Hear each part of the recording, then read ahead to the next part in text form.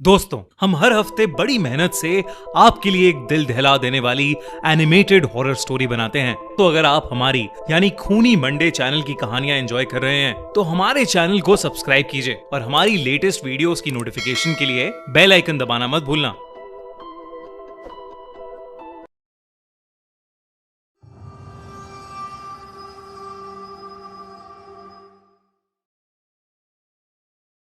शापित मंदिर।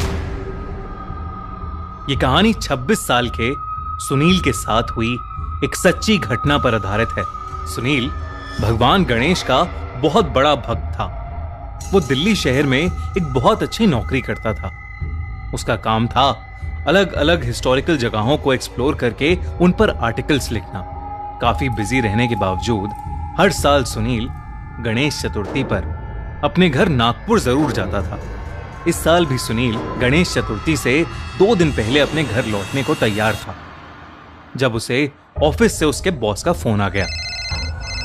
उसके बॉस ने उसे बताया कि वो जिस प्रोजेक्ट पर काम कर रहा था वो प्रोजेक्ट रिजेक्ट हो गया था और सुनील को अगले 3 दिन के अंदर अंदर एक नया प्रोजेक्ट बनाकर तैयार करना था। ये सुनकर सुनील बहुत ही ज्यादा मायूस हो गया क्योंकि अब वो प्रोजेक्ट की वजह से गणेश चतुर्थी अपने घर पर नहीं मना पाएगा। फिर भी सुनील ने उस सिचुएशन के साथ समझौता किया और अपने काम में लग गया।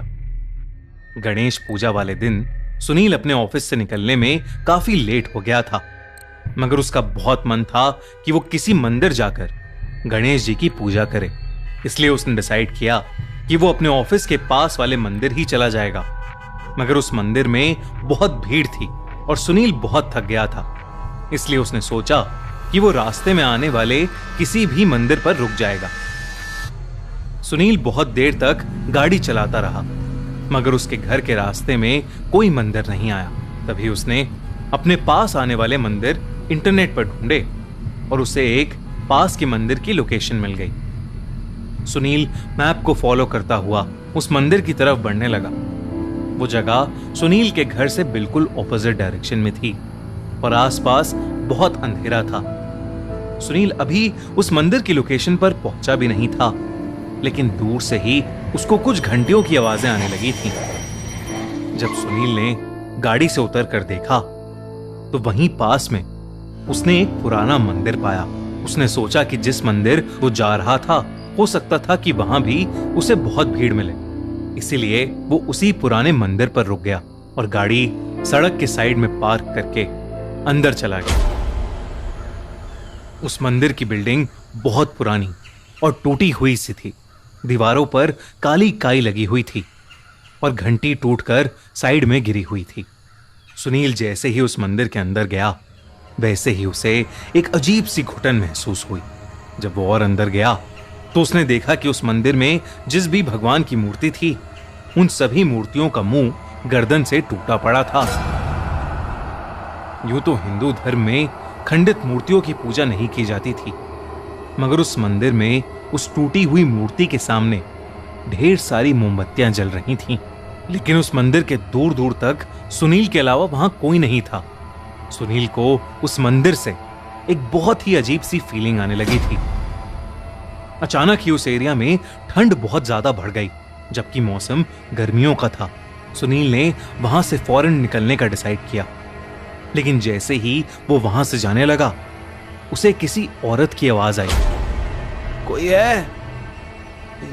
मेरी मदद करो, मेरी मदद करो। सुनील वो आवाज सुनकर बहुत सहम गया, मगर फिर भी उसे लगा कि शायद कोई औरत किसी मुसीबत में है। आवाज उस मंदिर की सबसे अंदर वाली जगह से आ रही थी। सुनील उस आवाज के पीछे अंदर जाने लगा।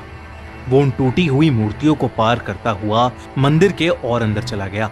वहां एक कमरा बना हुआ था जिसके अंदर ढेर सारी पोटलियां पड़ी थीं। सुनील के अंदर जाते ही उस कमरे का दरवाजा खुद ब खुद बंद हो गया और सुनील अंदर ही फंस गया। उसने दरवाजा खोलने की बहुत कोशिश की, मगर वो दरवाजा खुल ही नहीं रहा था। फिर वो दरवाजा जोर जोर से पीटने लगा और मदद के लिए चिल्लाने लगा। तभी सुनील को अपने पीछे से एक अजीब सी आवाज आई। वो पीछे मुड़ा और उसने देखा कि एक औरत कोने में खड़ी दीवार की तरफ मुंह किए उस दीवार को खुरच रही थी। सुनील का दिल बुरी तरह से दहल उठा। वो बार बार गणेश जी का मंत्र बोलने लगा। तभी उस औरत ने दीवार खरोचना बंद कर दिया और वो उठकर सुनील की तरफ पलटी।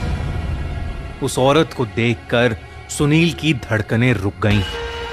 उस औरत के बाल बिखरे हुए थे, कपड़े धूल मिट्टी में लिपटे हुए थे। ऐसा लग रहा था कि वो सालों से नहाई नहीं है। और तो और उसकी आंखें पिघली हुई सी लग रही थीं, जो उसे बेहद डरावना बना रही थीं। वो औरत सुनील को देखकर फिर बोली, मेरी मदद करो। वो सुनील से कह रही थी कि बिना सर वाले देवता ने उसे कैद कर रखा है और सिर्फ सुनील ही था जो उसे बचा सकता था। देखते ही देखते वो औरत सुनील के पास आने लगी और अचानक से उस कमरे में एक एक करके दरवाजों से, जमीन से, छत से ढेर सारी आत्माएं बाहर आने लगीं। उन सभी आत्माओं की आंखें पिघली हुई थी। जैसे जैसे वो आत्माएं सुनील के पास आ रही थीं, सुनील के मन का खौफ बढ़ता ही जा रहा था। सुनील ने अपनी आंखें बंद कर लीं और वो बस बार बार अपने गणपति बप्पा का नाम ले रहा था। सुनील को अचानक बहुत तेज ठंड लगने लगी और उसे चक्कर आने लगे। कुछ ही पलों में सुनील बेहोश हो गया। जब कुछ समय बाद सुनील की आंख खुली तो वो अपनी गाड़ी में बैठा हुआ था। उसकी गाड़ी उसी अजीब मंदिर के बाहर पार्क थी। सुनील ने तुरंत ही अपनी गाड़ी भगाई और वो किसी तरह अपने घर पहुंचा। अगली सुबह जब वो ऑफिस के लिए निकला तो वो उसी मंदिर के सामने से गुजरा। उसने वहां आसपास लोगों से जब उस मंदिर के बारे में पूछा तो उसके होश उड़ गए। उसे पता चला कि जिस मंदिर में वो घुस गया था, दरअसल वो एक बहुत ही पुराना शैतान का, यानी एक डेविल का मंदिर था। वहां के लोगों ने उसे बताया कि रात में उस मंदिर के आसपास भी कोई नहीं जाता। पुराने समय में माना जाता था कि लोग उस मंदिर में शैतान से जो कुछ भी मांगते थे, शैतान वो सब कुछ उन्हें देता था, लेकिन उसके बदले उस शैतान को किसी इंसान की आंखों की बलि चढ़ानी होती थी। ये बात सुनकर सुनील को समझ आ गया था कि आखिर उन सब आत्माओं की आंखें पिघली हुई क्यों थीं। हो सकता था कि जिनकी आत्माएं सुनील ने पिछली रात देखी, उन सभी लोगों को शिकार बनाकर किसी ने उनकी बलि चढ़ा दी हो। खैर जो भी था, सुनील ये सब बातें सुनकर दंग था। सुनील के साथ उस रात जो भी हुआ वो बहुत ही डरावना था और उसे आज तक समझ नहीं आया कि वो अपनी गाड़ी तक वापस कैसे पहुंचा। वो आज भी बस यही सोचता है कि उसका उस शैतान के मंदिर से बाहर आना गणपति का एक चमत्कार था। आपको क्या लगता है?